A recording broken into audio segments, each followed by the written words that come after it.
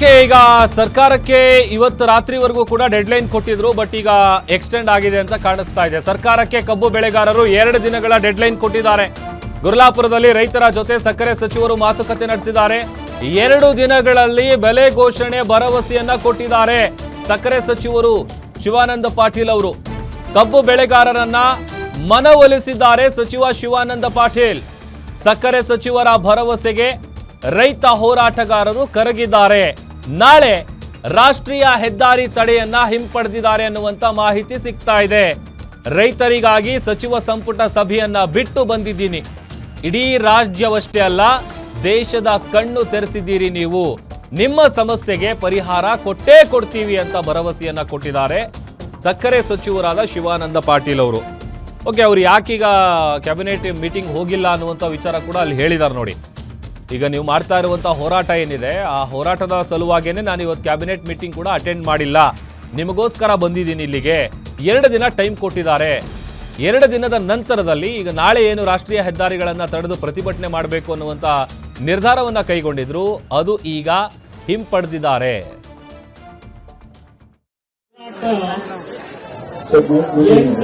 ನಡೀಲಾರ್ದಾಗೆ ನೋಡ್ಕೊಳ್ಬೇಕಾದಂತ ಕರ್ತವ್ಯ ರಾಜ್ಯ ಸರ್ಕಾರದ್ದು, ಕೇಂದ್ರ ಸರ್ಕಾರ. ಈ 2 ಸರ್ಕಾರಗಳ ವಿಚಾರ ವಿನಿಮಯದ ಮಧ್ಯದಲ್ಲಿ ನಾವು ಹೇಳ್ತೀವಿ, ಗಂಡ ಹೆಂಡತಿ ನಡು ಕೂಸು ಬಡವಾಯ್ತಂತೆ. ನಮ್ಮ ಕೇಂದ್ರ ಸರ್ಕಾರದ ಸಂಘರ್ಷದ ಮಧ್ಯೆ ರೈತರಿಗೆ ಏನು ಅನಾನುಕೂಲ ಆಗಿದೆ ಅದಕ್ಕೆ ನಾನು ಕ್ಷಮೆಯನ್ನ ಕೋರ್ತಾ ಇದ್ದೀನಿ. ಮೊದಲನೇದಾಗಿ ರೈತರು ಈ ರೀತಿ ರಸ್ತೆಗೆ ಬರ್ತಕ್ಕಂಥದ್ದು ನಮಗೂ ಶೋಭೆ ಅಲ್ಲ, ಕೇಂದ್ರ ಸರ್ಕಾರಕ್ಕೂ ಶೋಭೆ ಅಲ್ಲ. ಈ 2 ವಿಚಾರಗಳನ್ನ ಇಲ್ಲಿ ನಾನು ಬಹಳ ದೀರ್ಘವಾಗಿ ಪ್ರಸ್ತಾಪ ಮಾಡ್ಲಿಕ್ಕೆ ಹೋಗಿದ್ದೀನಿ. ಯಾಕೆಂದ್ರೆ ಕೇಂದ್ರ ಸರ್ಕಾರ ನೀತಿ ನಿರೂಪಣೆ ಮಾಡತಕ್ಕಂಥದ್ದು ಒಂದ್ ಕಡೆ ಇದ್ರೆ, ರಾಜ್ಯ ಸರ್ಕಾರಕ್ಕೂ ಕೂಡ ಲಾಭ ಇದೆ ಅನ್ನತಕ್ಕಂಥ ಮಾತನ್ನ ನಿಮ್ಮ ಚುನಾಪಣ್ಣ ಅವರು ಪದೇ ಪದೇ ನಿಮಗೆ ಒತ್ತು ಹೇಳಿದ್ದಾರೆ. ಈ ಸಂದರ್ಭದಲ್ಲಿ ಈ ವ್ಯವಸ್ಥೆ ನಿರ್ವಹಣೆ ಮಾಡತಕ್ಕಂಥ ಸಂದರ್ಭದಲ್ಲಿ ಏನಾಗ್ತದೆ, ರಾಜ್ಯ ಸಕ್ಕರೆ ಸಚಿವ ನಾನಿರ್ಬೋದು, ಆದ್ರೆ ಜಿಲ್ಲಾ ಉಸ್ತುವಾರಿ ಸಚಿವರು ಇರ್ತಾರೆ, ಜಿಲ್ಲಾಧಿಕಾರಿಗಳು ಇರ್ತಾರೆ, ಅವ್ರ ಮೇಲೆ ಅವಲಂಬಿತರಾಗಿ ನಾನು ಕೆಲಸ ಮಾಡಬೇಕಾಗ್ತದೆ. ಇಡೀ ಕರ್ನಾಟಕದಲ್ಲಿ ಈಗಾಗಲೇ ಮೈಸೂರು ಭಾಗದಲ್ಲಿ ಕಬ್ಬು ನುರಿತಕ್ಕಂಥ ಕೆಲಸ ಮುಗಿದಿದೆ.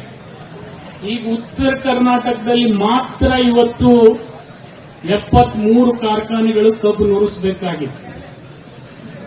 ಈ ಸಂದರ್ಭದಲ್ಲಿ ಎಲ್ಲ ಜಿಲ್ಲೆಗಳಲ್ಲಿ ಕಾರ್ಖಾನೆ ನುರಿಸಬೇಕಂತಕ್ಕಂಥ ಸಂದರ್ಭದಲ್ಲಿ ರೈತರು ದರ ನಿಗದಿ ಆಗ್ತಕ್ಕಂಥ ವಿಚಾರದಲ್ಲಿ ಸ್ವಲ್ಪ ಅವರ ಅನಿಸಿಕೆಯನ್ನ ವ್ಯಕ್ತಪಡಿಸಿದ್ದಾರೆ. ಆ ಅನಿಸಿಕೆಯ ಅನುಗುಣವಾಗಿ ಕೇಂದ್ರ ಸರ್ಕಾರ ಆಗಲಿ ರಾಜ್ಯ ಸರ್ಕಾರ ಆಗಲಿ ಜವಾಬ್ದಾರಿಯನ್ನ ನಿರ್ವಹಣೆ ಮಾಡಬೇಕು.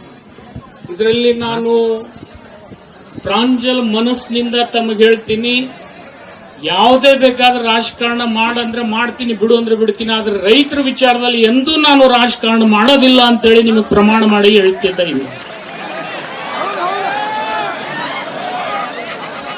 ಈ ಮಾತು ಯಾಕೆ ನಾನು ನಿಮಗೆ ಹೇಳ್ತಾ ಇದ್ದೀನಿ ಅಂದ್ರೆ, ಎಲ್ಲ ಕಾರ್ಖಾನೆ ಮಾಲೀಕರನ್ನ ಮನವೊಲಿಸಿ ನಿಮಗ್ ಲಾಭ ಆಗ್ಬೇಕು, ತದನಂತರ ಉಳಿದ್ರೆ ಅವ್ರಿಗೆ ಲಾಭ ಆಗಲಿ. ಆದ್ರೆ ಇವತ್ತು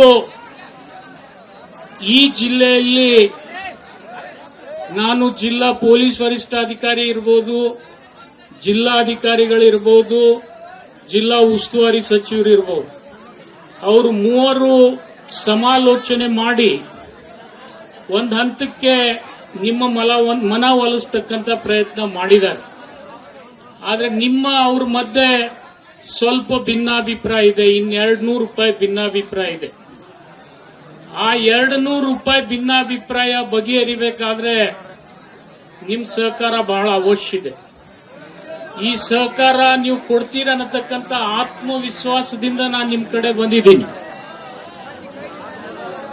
ಎಲ್ಲ ನಿಮ್ ನಾಯಕರಲ್ಲಿ ನಾನು ವಿನಂತಿ ಮಾಡ್ಕೊಳ್ತೀನಿ. ಇವತ್ತು ರೈತನ ಕಬ್ಬು ಬೆಳೆದು ಕೆಲವೊಬ್ಬರದು 12 ತಿಂಗಳಾಗಿದೆ, ಕೆಲವೊಬ್ಬರದು 13 ತಿಂಗಳಾಗಿದೆ, ಕೆಲವೊಬ್ಬರದು 14 ತಿಂಗಳು ಕೂಡ ಆಗಿದೆ. 2 ಸಾಲ ಕಬ್ಬಿದ್ದಂತ ಈ ಎಲ್ಲ ಕಬ್ಬು ನುರಿಸಬೇಕಾದಂತ ಜವಾಬ್ದಾರಿ ಕೂಡ ಸರ್ಕಾರ. ಆ ಸಂದರ್ಭದಲ್ಲಿ ನಿಮ್ಮ ತಾಳ್ಮೆಯನ್ನ ನಾವು ಪರೀಕ್ಷೆ ಮಾಡ್ಲಿಕ್ಕೆ ಹೋಗೋದಿಲ್ಲ. ಹೋರಾಟ 8 ದಿವಸ ನಡೀಲಾರ್ದಾಗೆ ನೋಡ್ಕೊಳ್ಬೇಕಾದಂತ ಕರ್ತವ್ಯ ರಾಜ್ಯ ಸರ್ಕಾರ